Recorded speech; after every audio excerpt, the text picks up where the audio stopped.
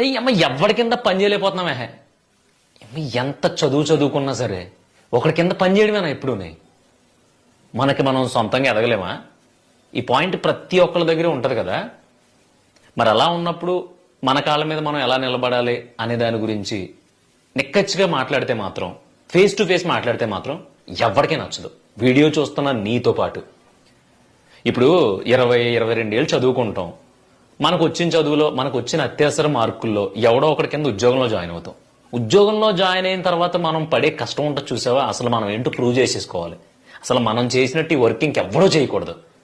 అసలు వాడితే next year జీతం 5,000 పెంచేయాలి, 5,000 పెరిగిపోవాలి. ఈ రేంజ్లో ఒకడి కింద పనికి జాయిన్ అయినప్పుడు మనం చేసే గొడ్డు చాకరీ ఉంటుంది చూసావా, దాన్ని మనం గొప్ప కింద ఫీల్ అయిపోతాం.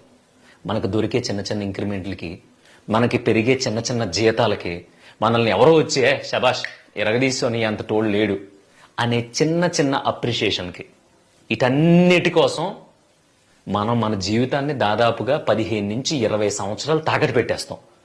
అంటే ఫర్ ఎగ్జాంపుల్ 25వ సంవత్సరానికి మనం ఉద్యోగానికి వెళితే 40-45 సంవత్సరాల వరకు మన మైండ్లో, మన బుర్రలో, మన శరీరంలో ఉన్న ఓపికని, మన క్రియేటివిటీని, మన కష్టాన్ని మొత్తాన్ని కూడా సంవత్సరానికి పెరిగే 5-10 వేల జీతానికి తాకట్టు పెట్టేసుకుంటాం. పైగా మన ఏడిపేంటో తెలుసా, అయ్యో ఈ అమ్మాయి ఎవరి కింద పని చేయడం తప్ప అసలు మనం ఏం చేయలేకపోతున్నాం, ఆడి కింద ఈడి కింద నేను పని చేయడం ఏంటి, నేను శుభ్రంగా వ్యవసాయం చేసుకుంటాను, లేదంటే నేను చిన్న బిజినెస్ చేస్తాను, ఎప్పటికైనా సరే సొంత కాళ్ళ మీద నిలబడాలి, ఎంత వర్క్ చేసినా సరే నా కష్టానికి తగ్గ ప్రతిఫలం రావట్లేదు, నా కష్టాన్ని మొత్తం నా పైనున్నోడు దోచేసుకుంటున్నాడు, ఎంత పని చేసినా సరే పిలిచి నువ్వేం చేస్తున్నావు, నువ్వు చేసిన వర్క్ ఎవడో చూడట్లేదు తెలుసా, ఇలాంటి దరిద్రాలన్నీ ఫేస్ చేయాల్సి వస్తుంది. ఇంకా నా బతికింతేనా, ఒకటి కింద పని చేయడమేనా, ఇలాంటి సెంటిమెంట్ కొటేషన్లు వాట్సాప్ స్టేటస్లో పెట్టుకోవడం తప్ప అసలు నువ్వు చేసింది ఏంటి?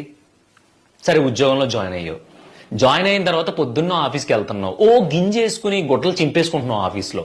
ఎవరి గురించి? ఆ కంపెనీలో నువ్వు చేసే పని బాగుండాలి, నువ్వు చేసే పని వల్ల కంపెనీకి ఎంతో కొంత ప్లస్ అవ్వాలని చెప్పేసి నువ్వు బట్టలు చింపేసుకుంటున్నావు కదా.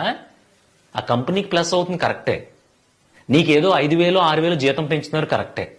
రేపొద్దున్న ఒక 40-45 సంవత్సరాలు వచ్చిన తర్వాత టక్కమని నీ చిప్పు దొబ్బింది, ఇంకా నీ క్రియేటివిటీ లేదు అనుకున్న తర్వాత నిన్ను ఇలా తీసి అలా పక్కన పెట్టేస్తారు. అప్పుడు నీ పరిస్థితి ఏంటి నువ్వే ఆలోచించుకో. ఏముండదు, మన చేతిలో స్కిల్ ఉండదు.